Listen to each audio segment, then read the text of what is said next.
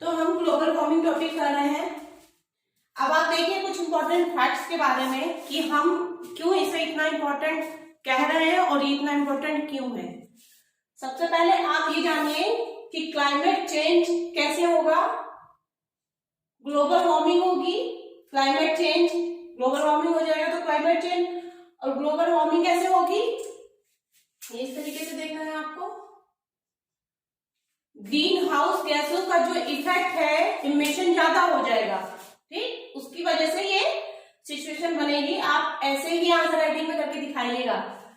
अब बात आती है कि ग्रीन हाउस इफेक्ट क्या, मतलब ये नेचुरल तरीके से होगा तब भी लॉस करेगा तो नहीं। ये देखिए आर्टिफिशियल मतलब कृत्रिम, मैन मेड, वो क्या है, वो क्या है। देखिए ये जो मैप देखिए बनाया है, ये बहुत ऑथेंटिक मैप है, ये नासा के थ्रू बनाया गया था, वहां से मैंने इसे लिया है। आप देखिए ये 1880 से लेके 2020 तक 2020 के उस पे डिफरेंस पे लिया गया है। ये देखिए नेचुरल इमिशन की बात हो रही है, यहाँ पे देखिए नेचुरल, हमारी जो औद्योगिक क्रांति थी वो लगभग इस समय हो चुकी थी, ये नेचुरल है। लेकिन आप धीरे धीरे देखेंगे यहाँ पे जाते हुए, ये नीचे ये ग्राफ आपको बता रहा है कि ये देखिए यहाँ पे नेचुरल की बात हो रही है, नीचे आया फिर ऊपर हुआ। लेकिन मेन मेड में देखिए, मेन मेड में आपको यहाँ तक तो ठीक दिख रहा है, उसके बाद 1960 के बाद से यहां से देखिए, यहां से वो बहुत रैपिडली बहुत ऊपर गया है, बहुत तेज गया है। और अगर इन दोनों का इफेक्ट, एवरेज इफेक्ट देखते हैं तो ये इफेक्ट और ऊपर जाता है ऐसे, ठीक है। तो आप अगर इसे कोशिश करिए, बहुत इजी है, कुछ नहीं करना आपको, बस यहाँ पे ध्यान रखना है कि 60s के बाद में, 1960s के बाद में ये बहुत तेजी से ऊपर गया है, क्योंकि हम लोग क्या कर रहे हैं, इंडस्ट्रियलाइजेशन, कॉमर्शलाइजेशन, अर्बनाइजेशन पहले आप पढ़ चुके हैं, उसकी वजह से ये चीज बहुत ऊपर हो रही है। और कैसे हो रही है वो सारी चीजें अभी आप सीखेंगे। बस इसके बाद आप चाहे इसको ऐसे करके दिखा दीजिए, ऐसे कैसे भी करके दिखा दीजिए, मेन कॉन्सेप्ट आप समझिए। यहाँ से आपको बहुत ही तेजी से ऊपर दिखाना है, और यहाँ आप हल्का फुल्का जिगजैग कर सकते हैं कि बहुत ज्यादा इसमें डिफरेंस नहीं आ रहा है। तो ये आप एक मैप बना दीजिए। आप दूसरा समझिए कि आखिर ये ग्रीन हाउस इफेक्ट होता कैसे है, उसकी मैपिंग देख लेते हैं। तो आप ये बताइए कि आपने कभी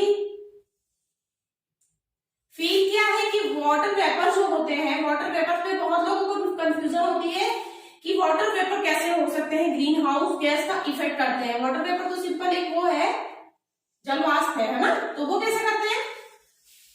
तो बताइए सबसे ज्यादा टेम्परेचर कब होता है, सबसे ज्यादा टेम्परेचर गर्मियों में कब होता है। टेम्परेचर की बात, गर्मी आपको कब लगती है वो मत बताइए।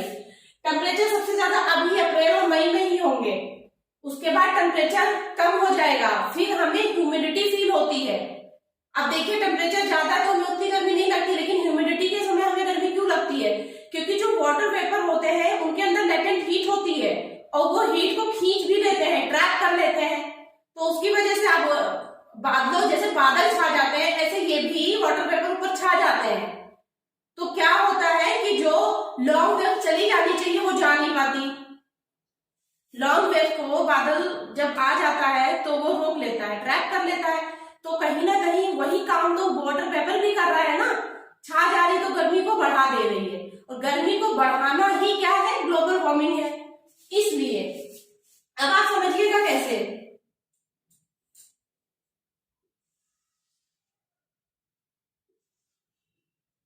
देखिए ये आपने सागरों को दिखा दिया, ये पर्वतों को दिखा दिया, इस पे समझ लीजिए आइस कैप है। अब सन आपका यहाँ पे है, ठीक।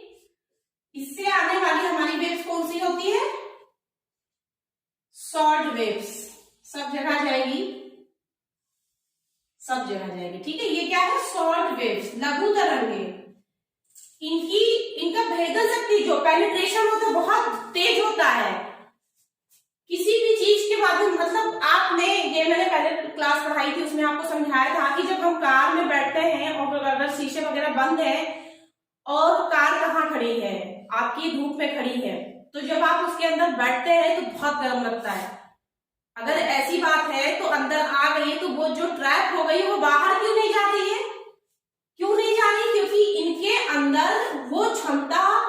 ज्यादा है, और जो शॉर्ट वेव्स, लॉन्ग वेव्स है, अभी मैं आपको बताती हूँ लॉन्ग वेव्स क्या है। लॉन्ग वेव्स में इतनी क्षमता नहीं बचती है, इतनी ज्यादा वो तेज नहीं हो पाती है, उनकी जो भेदन शक्ति है कम हो जाती है।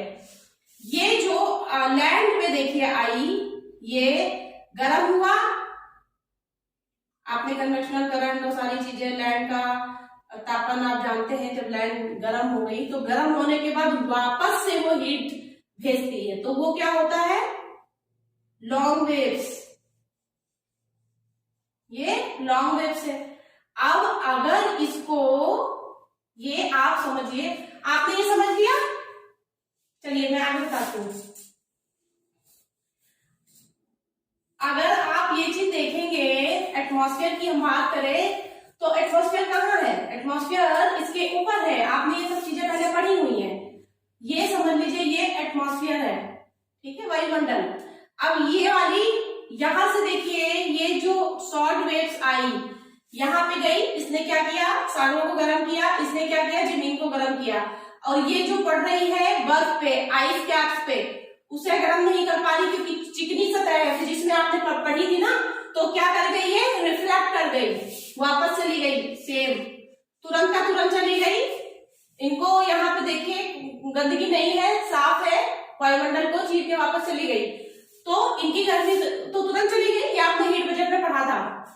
अब हम इनकी बात करते हैं, यहां से जो संवहन तरंगे चल रही है, एवापोरेशन हो रहा है, ट्रांसपायरेशन हो रहा है, ये सब जाके यहाँ एनवायरनमेंट में आ जाएंगी। अब इनको बाहर जाने के लिए इसे क्लीन होना चाहिए, इसे क्लीन होना चाहिए, है ना। अगर ये रास्ता इनका ब्लॉक हो जाएगा तो ये नहीं जा पाएंगी, तो इनका रास्ता ब्लॉक कौन करता है, देखिए मैं बताने जा रही हूँ, ये जितने हैं ग्रीन हाउस गैसेस है, CO2, मीथेन, नाइट्रोजन ऑक्साइड, देखिए यहां पे लिखा हुआ है, क्लोरोफ्लोरोकार्बन, सल्फर डाइऑक्साइड, और 6 है देखिए, ठीक है। तो ये क्या करती है, ये यहाँ पे इसके इतने कण होते हैं, इतने कण होते हैं, ये पूरी तरीके से, ये देखिए पूरी तरीके से छा गई, रास्ता रोक लिया इन्होंने, रास्ता रोक लिया। अब ये जो जा रही थी बेचारी, ये तो ट्रैप हो गई, यहां पे हो गई तो भी गर्मी बढ़ाएंगी, एनवायरमेंटल जो आप फील करते हैं गर्मी, जैसे मैंने अभी आपको बताया गर्मियों में आप फील करते हैं जब ह्यूमिडिटी होती है, और अगर नहीं होगा तो बेचारी वो फिर से आएंगी तो वापस इधर ही सब जगह घूमती रहेंगी। तो क्या हुआ, टेम्परेचर राइज कर गया। हम सिर्फ अपने यहाँ की बात नहीं कर रहे हैं, कि ये पूरे वर्ल्ड की बात है, हर जगह ये हाल हो रहा है, तो इसलिए ग्लोबल वार्मिंग का कॉन्सेप्ट यहाँ से आप सीख रहे हैं, ठीक, ये आप समझ गए। ये देखिए मैपिंग वगैरह करना बहुत इजी होता है, आपने जो चीज समझी है उस चीज को फिगर के रूप में प्रेजेंट कर दीजिए, बस इतना ही तो करना है। अब आप देखिए कि ये इतना इंपॉर्टेंट क्यों है, क्यों इतनी बातें हो रही कि हमको बड़ा याद करना पड़ता है। COP21 पेरिस में हुआ था, पेरिस इतना फेमस क्यों है, पेरिस में ऐसी कौन सी बात हो गई जिसकी वजह से पूरा वर्ल्ड इधर उधर मतलब परेशान है, कौन सी प्रतिबद्धता की बात कर दी गई। भाई सबसे पहले 1980 में लोगों ने देखा, तब चर्चा की गई, तो उससे पहले सब सो रहे थे, किसी को कुछ पता ही नहीं था, और 60 में आप देख रहे हैं ग्राफ कहां तक पहुंच गया है। फिर उसके बाद 87 में ब्रटलैंड आयोग के द्वारा आवर कॉमन फ्यूचर एक रिपोर्ट प्रस्तुत की गई, जिसमें बताया गया कि अगर वहीं से देखिए सतत विकास की, सस्टेनेबल डेवलपमेंट की जो कंसेप्ट आया है वहीं से आया है। उसकी संकल्पना आगे ये बताई गई कि हमारे भावी पीढ़ी के लिए, जो फ्यूचर में आने वाली है, उनके लिए बहुत प्रॉब्लम है। चलिए हम तो रिसोर्सेज को ले रहे हैं, यूज कर रहे हैं, लेकिन ज्यादा यूज कर रहे हैं, हम तो ठीक ठाक है, लेकिन आने वाली जो जनरेशन है उसके लिए प्रॉब्लम है। तो उसमें बताया गया कि विकास ऐसा नहीं होना चाहिए कि हम सब कुछ खत्म ही कर दें, आगे की जनरेशन खत्म हो जाएगी तो मानव जात खतरे में आ जाएगा। तो बात की गई कि फिर ऐसा क्या हो जिसके से सब चीज ठीक रहे और फ्यूचर भी अच्छा रहे भावी पीढ़ियों के लिए। तो सतत विकास की संकल्पना दी गई। आपको मैं अलग से बताऊंगी सतत विकास, उसमें भी काफी कुछ है पढ़ने के लिए। तो आप ये समझिए वहां से हुआ, फिर धीरे धीरे इस पे लोग सीरियस हुए। जब सीरियस हुए तो देखिए COP फर्स्ट कहाँ पे हुआ था, कॉन्फ्रेंस ऑफ पार्टीज कहाँ पे हुआ था, ये पार्टीज मिलके यहाँ पे बर्लिन में 1994 में पहला सम्मेलन करती हैं। पहला आपको याद रखना है, इसलिए मैंने बताया। दूसरा भी याद कर लीजिए कि पूछ लेते हैं, 1 साल बाद हुआ, 2 साल बाद हुआ, तो 96 में जेनेवा में हुआ। तीसरा इंपॉर्टेंट क्यों है, अब मैं तीसरे की बात करने वाली हूँ। क्योटो प्रोटोकॉल के नाम से ये जाना जाता है 97। और यहाँ पे देखिए पृथ्वी 5 इसे बोला जाता है, क्योंकि 92 में रियो समिट हुआ था, फिर 5 इयर्स बाद यहाँ तो 5 बोल दिया गया था, पृथ्वी 5, उसको अर्थ सम्मेलन रियो को फर्स्ट बोलते हैं। ठीक है, तो यहाँ पे क्या कहा गया था कि देखिए 2020 तक की हम पहले से ही फ्यूचर का फॉर्मेट तैयार कर लेते हैं। 2020 तक के ये हम कोशिश करेंगे इम्प्लीमेंट करने की। अगर हम कर ले गए तो ठीक है, और अगर नहीं कर पाए तो क्या होगा। देखिए अगर हम बात करें कि ग्रीन हाउस गैस में सबसे ज्यादा कंट्रीब्यूशन कौन दे रहा है, तो आप जानते हैं CO2 लगभग 50-60% के आसपास, और 90% इसमें से क्या है, मैनमेड है। मैनमेड कैसे है, कोयला जलाना। कोयला जलाने से समझ लीजिए, कोयला जलाने से आधे से ज्यादा प्रॉब्लम अगर उसे बंद कर दें तो सही हो जाएगी। सबसे बड़ा सोल्यूशन तो यही है। ठीक है, तो ये अगर इतना बड़ा है तो क्या किया जाए इसके लिए। अगर इसको देखा जाए तो 2020 में इसका जो CO2 का ppm काउंट किया गया था, ppm पार्ट पर मिलियन, अभी होता तो बिलियन। 2020 में 420 है ये, ठीक है। लेकिन अगर हमने इस पे ध्यान नहीं दिया कुछ भी, तो ये CO2 2050 में कितना हो जाएगा, 2050 में ये 2050 है ना, तो 450 ऐसे याद रखिए, कितना हो जाएगा। और इसका मतलब जानते हैं, बहुत बड़ी प्रॉब्लम, थोड़े से में अगर पॉइंट में भी डिफरेंस आ जाता है तो बहुत दिक्कत हो जाती है। और अगर ऐसा रहा तो पृथ्वी का, पूरी अर्थ का, देखिए इधर, पूरी अर्थ का 4 से 5 डिग्री बढ़ जाएगा टेम्परेचर। एवरेज टेम्परेचर 4 से 5 बढ़ जाएगा। किसके कंपैरिजन में, हमने आपको 1800 का वो बताया था कि यहाँ पे जो कंपैरिजन हो रहा है 1800, क्योंकि हम 1800 ही क्यों ले रहे हैं बताइए। 1800 के कंपैरिजन में जो अर्थ का जो टेम्परेचर था उससे 4 से 5 डिग्री टेम्परेचर बढ़ जाएगा अगर इसी तरह CO2 का इमिशन होता रहा तो भाई प्रॉब्लम है। और 1800 क्यों कहा जाता है, क्योंकि अगर नेचुरल ग्रोथ हम देखेंगे, जो कि एक नेचर जनरल फेनोमेना मैंने बोला था कि है, तो उसमें क्या है, यहाँ तक कि ठीक था, और ये आगे 100 साल 200 साल तक भी बहुत चेंजेस नहीं थे इसमें, ना होते नेचुरली। तो हम इसको आइडियल मान लेते हैं, क्योंकि इससे हम कंपेयर करेंगे 2020 तक तो भी बहुत डिफरेंस आएगा, तो पॉइंट में ऐसा जो कि नेग्लिजिबल है, तो हम 1800 मान लेते हैं कि जो 1800 में टेम्परेचर था वही अभी भी होना चाहिए, क्योंकि इसमें इतनी जल्दी से क्या वेरिएशन नहीं आता है, चेंजेस नहीं होते हैं, ये मैंने आपको पहले बताया है। तो 1800 मान लेते हैं तो हमारा टेम्परेचर उतना ही रहना चाहिए भाई, पॉइंट का हम ध्यान नहीं दे रहे हैं। तो 4 से 5 डिग्री का मतलब बहुत बड़ी बात हो गई, तो ये बढ़ जाएगा, इसलिए हम इसको यहां से ले रहे हैं। ये मत समझिएगा 4 से 5 डिग्री अब से बढ़ जाएगा, अब से नहीं है। और अगर मान लीजिए कि ये सारी जितनी रेमेडीज हो रही हैं, इंटरनेशनल कॉप सारी चीजें आप पढ़ रहे हैं, तो तब भी क्या हो जाएगा, 2 डिग्री तो बढ़ ही जाएगा। अगर सारी रेमेडी हम ले लेते हैं, सारे समाधानों को हम कर लेते हैं, तो भी ये 2 डिग्री बढ़ जाएगा। इसीलिए देखिए पेरिस सम्मेलन में 1.5 डिग्री तक की बात की गई है कि हमें कुछ ज्यादा वर्क करना पड़ेगा इस पे, क्योंकि अब चीजें हाथ से बाहर हो गई हैं, आउट ऑफ कंट्रोल हो रही हैं। ठीक है, तो इस वजह से हमें ये सारी चीजें पढ़नी है, समझ रहे हैं। अब देखिए पेरिस सम्मेलन में एक वर्ड आया था INDC। क्या है ये INDC? पेरिस सम्मेलन बहुत फेमस क्यों है, क्योंकि उसमें कुछ ऐसी बात की थी। देखिए 1997 में 2020 तक के सारी रूपरेखा कर ली गई थी, पर क्या हुआ, सब कुछ फेल हो गया।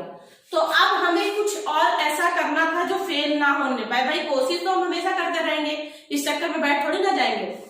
तो 2020 तक की चीजें नहीं हो पाई क्योटो प्रोटोकॉल के तहत, तो क्योटो तो 2020 तक के चल रहा था 2004-5 में, हाँ 4-5 में देखिए ये लागू हुआ था। आप इसमें भी पढ़ेंगे एनेक्सर 1 एनेक्सर 2। चलिए यहीं पे बता देती हूँ, ये यहाँ पे इन्होंने बात की थी 6 ग्रीन हाउस गैसेस की क्वेटो में, जो मैंने अभी आपको बताया CO2, CH4, CFC, हाइड्रोफ्लोरोकार्बन, और ये सारे 6 जितने भी हैं CBD के अनुसार कॉमन बट डिफरेंशियल जो आपकी रिस्पॉन्सिबिलिटीज है उसके तहत बताया गया कि जो डेवलप कंट्री है, मतलब जिन्होंने सक्सेस कर लिया है भाई, उन्होंने अपना जितना कार्बन जलाना था जला चुके हैं, अब उनको जलाने की जरूरत नहीं क्योंकि वो तो पहले से ही विकास में विकसित हो चुके हैं, विकास कर चुके हैं। तो भाई उनको क्या है, उनके लिए कुछ और है CBD, ठीक। उनके लिए क्या है कि कह रहे हैं कि 1996 में जो आपका था एवरेज टेम्परेचर, वहां तक आपको रखना है। किसके लिए? विकसित देशों के लिए। लेकिन अब विकसित देशों के साथ आप ऐसा कर रहे हो तो हम लोग अब इंडस्ट्रियलाइजेशन स्टार्ट किए हैं, अफ्रीका में अभी वो भी बहुत से ऐसे कंट्री हैं जहीं है, तो क्या इनको हक नहीं है आगे बढ़ने का? जो विकसित देश है उन्हीं को हक है, हम लोग को हक नहीं है, विकासशील देशों को कोई राइट नहीं बनता। तो उन्होंने कहा नहीं भाई, हम ये भी कंसीडर करते हैं, हम आपकी भी प्रॉब्लम समझते हैं। विकसित ने तो अपना विकास कर लिया, अब वो विकास कर लिया, अब बाध्यता आ रही तो वो तो बच गए, फंस हम लोग गए। तो बोले नहीं ऐसा नहीं होगा, आप लोग 10% थोड़ा ज्यादा एमिशन कर सकते हैं, 10% का बहुत होता है। तो जो अगर विकासशील देश है उसको 100% करना है एमिशन, तो हम लोगों को 110 मतलब 10% हमें ज्यादा दे दिया गया किसी भी रेशियो पे, तो वो हम अभी कर सकते हैं। देखिए ये क्योटो प्रोटोकॉल की बात चल रही है, 1990 के स्तर पे जोड़ा जाएगा। यही आपके एनेक्सर 1 एनेक्सर 2 बनाया गया। एनेक्सर 1 में विकसित देशों को रखा गया, एनेक्सर 2 में विकासशील देशों को रखा गया।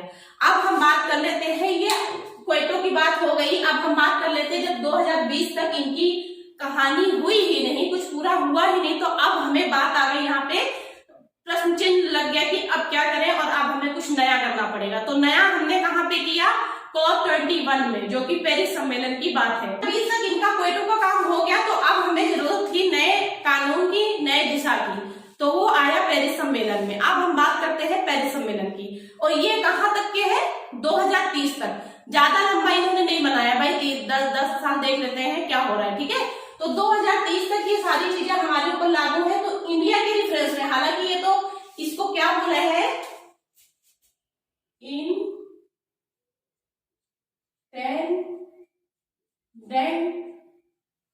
नेशनली